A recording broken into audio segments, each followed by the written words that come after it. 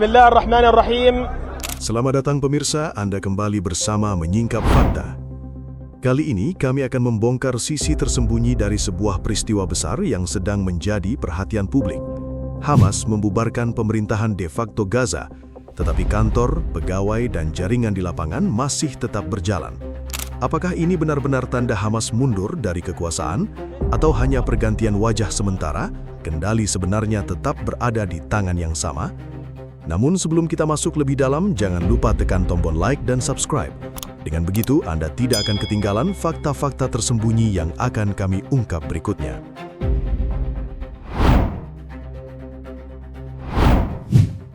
Bayangkan sebuah pemerintahan membubarkan diri. Namun saat matahari terbit keesokan harinya, tidak semua hal ikut berhenti. Kantor masih berdiri, daftar pegawai masih tersimpan, layanan kesehatan tetap membutuhkan petugas, bantuan pangan tetap harus masuk ke lingkungan yang penuh bangunan runtuh. Dan di tengah semua itu, warga Gaza tetap membutuhkan seseorang yang tahu siapa harus melakukan apa. Inilah yang terjadi pada 6 Juli 2026. Hamas mengumumkan pembubaran struktur pemerintahan de facto yang selama bertahun-tahun mengawasi kehidupan sipil di Gaza. Pengumuman itu disampaikan di Deir al-Balah, Gaza Tengah. Ketua Komite Darurat Pemerintah Mohamed Abdul Khalik Al-Farah juga menyatakan pengunduran dirinya dari posisi tersebut. Sekilas, keputusan ini terlihat seperti sebuah pintu yang akhirnya dibuka. Selama hampir 2 dekade sejak Hamas mengambil alih Gaza pada Juni 2007, Hamas tidak hanya dikenal sebagai kekuatan bersenjata. Hamas juga membangun sistem pemerintahan yang mengurus banyak hal di kehidupan sehari-hari. Ada kementerian, ada pegawai administrasi, ada pengelola layanan kota, ada jaringan kesehatan, ada catatan sipil, ada aparat kepolisian, ada orang-orang yang memahami jalan sempit, keluarga besar, tokoh lingkungan, hingga lokasi gudang bantuan di setiap kawasan.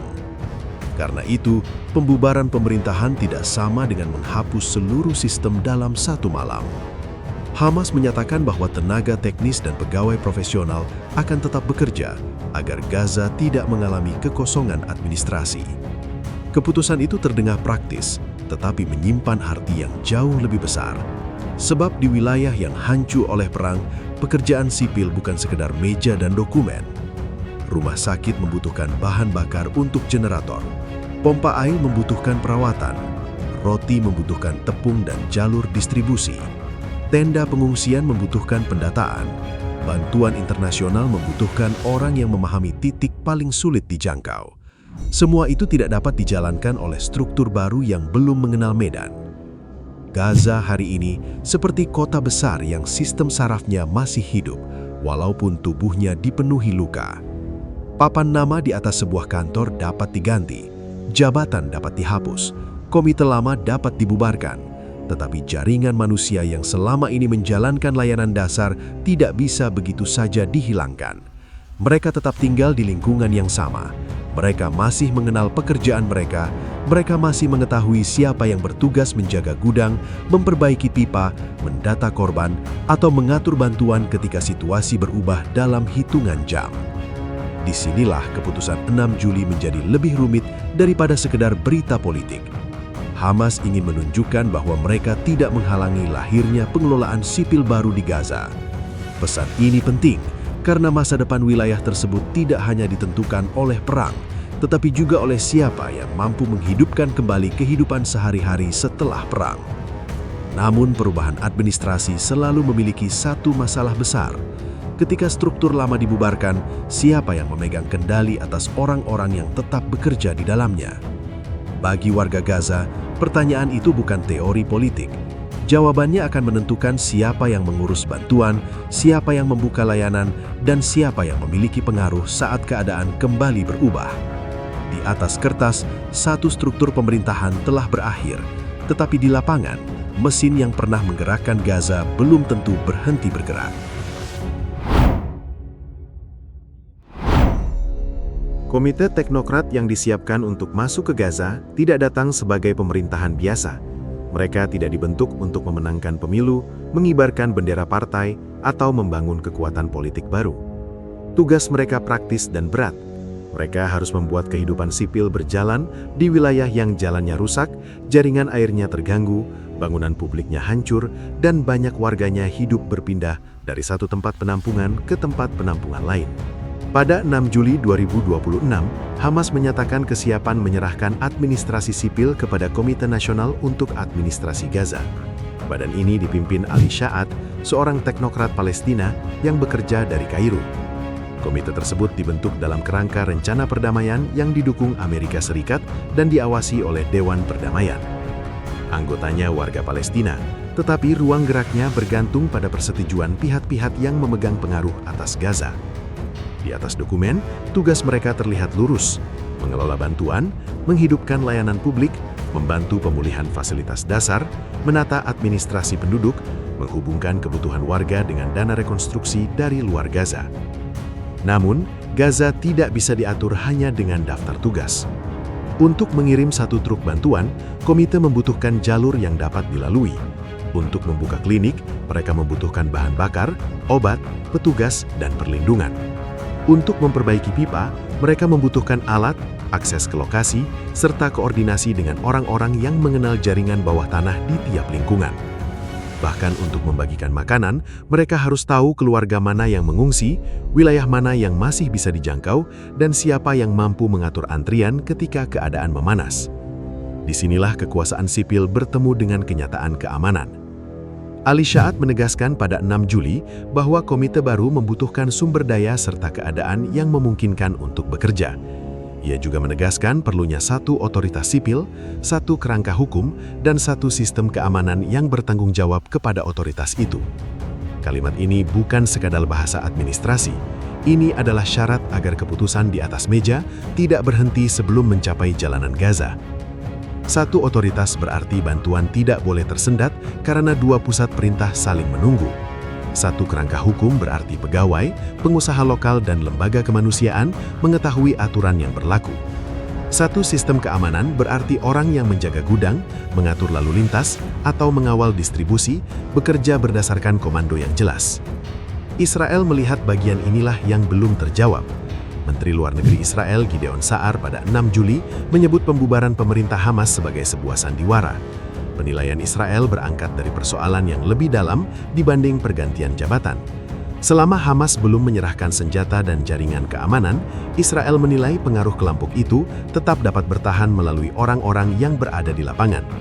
Bagi Israel, bangunan pemerintahan dapat berganti nama dengan cepat, tetapi radio komunikasi, struktur kepolisian, titik penjagaan, gudang logistik, dan hubungan antar lokalitas tidak bisa berubah hanya karena sebuah pengumuman.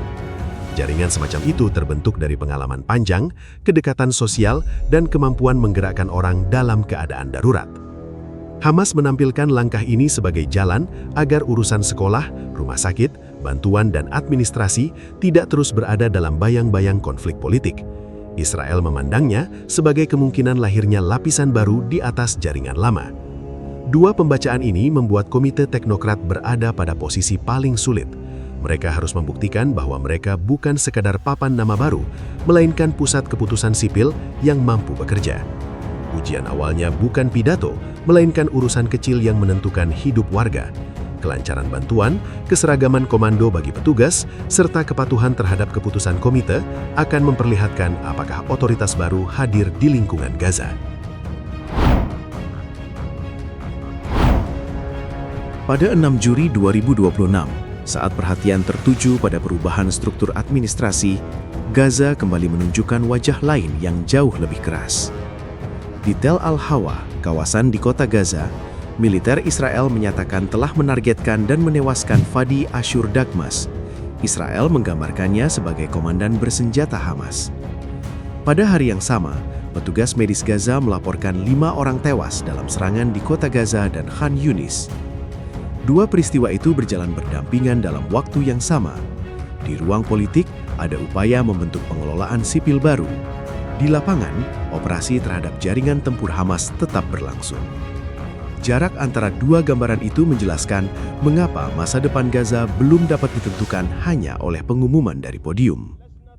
Bagi Israel, ancaman tidak berhenti karena sebuah struktur pemerintahan dibubarkan.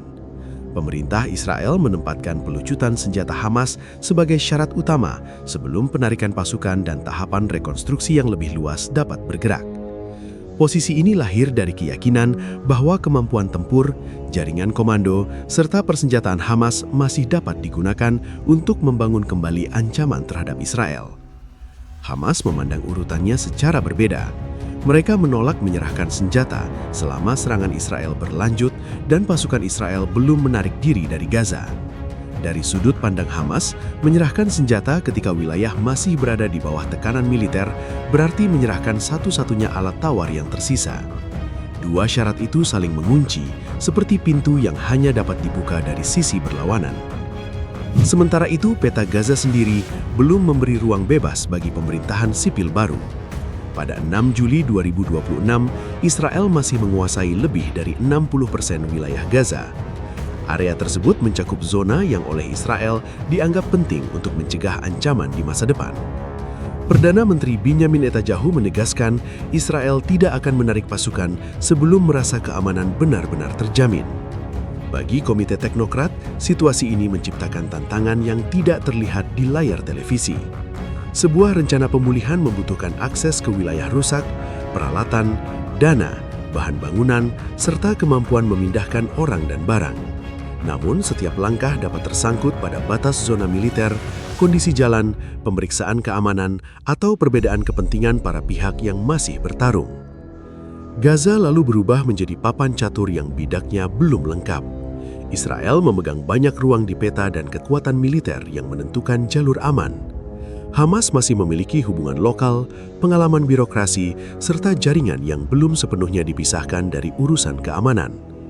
Komite Teknokrat membawa janji administrasi baru, tetapi belum tentu memiliki tangan yang cukup panjang untuk menjangkau seluruh wilayah. Masalah berikutnya berada di luar Gaza. Para anggota komite yang disiapkan untuk mengambil alih administrasi belum bebas menempati kantor dan membangun rantai kerja di dalam wilayah itu. Selama transisi masih tertahan di luar perbatasan, setiap rencana pengelolaan hanya bergerak sebagai rancangan, bukan sebagai keputusan yang benar-benar dirasakan warga di lingkungan mereka pada hari-hari paling sulit. Keberhasilan perubahan ini nantinya tidak akan terlihat dari penandatanganan dokumen atau pengumuman jabatan. Tanda paling nyata akan muncul dari urusan yang tampak kecil. Apakah bantuan tiba tanpa hambatan? Apakah rumah sakit mendapat pasokan yang dibutuhkan? Apakah pegawai mengikuti perintah baru? Apakah keputusan sipil dapat berjalan tanpa dibelokkan oleh kekuatan bersenjata atau pembatasan militer? Pada titik inilah Gaza memasuki masa paling menentukan. Bukan sekedar pergantian nama pemerintahan, melainkan perebutan atas siapa yang benar-benar mampu menjalankan kehidupan sehari-hari di tengah wilayah yang masih dipenuhi reruntuhan, pasukan, dan kepentingan yang saling bertabrakan. Pembubaran sebuah pemerintahan di Gaza ternyata bukan akhir dari perebutan kendali. Keputusan pada 6 Juli 2026 justru membuka pertanyaan yang lebih besar tentang siapa yang benar-benar mampu mengatur kehidupan warga ketika perang belum sepenuhnya berhenti. Komite Teknokrat mungkin disiapkan untuk mengurus layanan sipil. Namun di wilayah yang masih terbagi oleh kendali militer, jaringan lokal dan kekuatan bersenjata, perubahan nama belum tentu langsung mengubah kenyataan di lapangan. Demikian rangkaian fakta yang berhasil kami singkap hari ini. Jangan lupa subscribe ke channel Menyingkap Fakta dan aktifkan lonceng notifikasi agar Anda tidak ketinggalan pengungkapan fakta-fakta penting lainnya. Menyingkap Fakta, mengungkap kebenaran di balik setiap peristiwa. Sampai jumpa pada fakta berikutnya.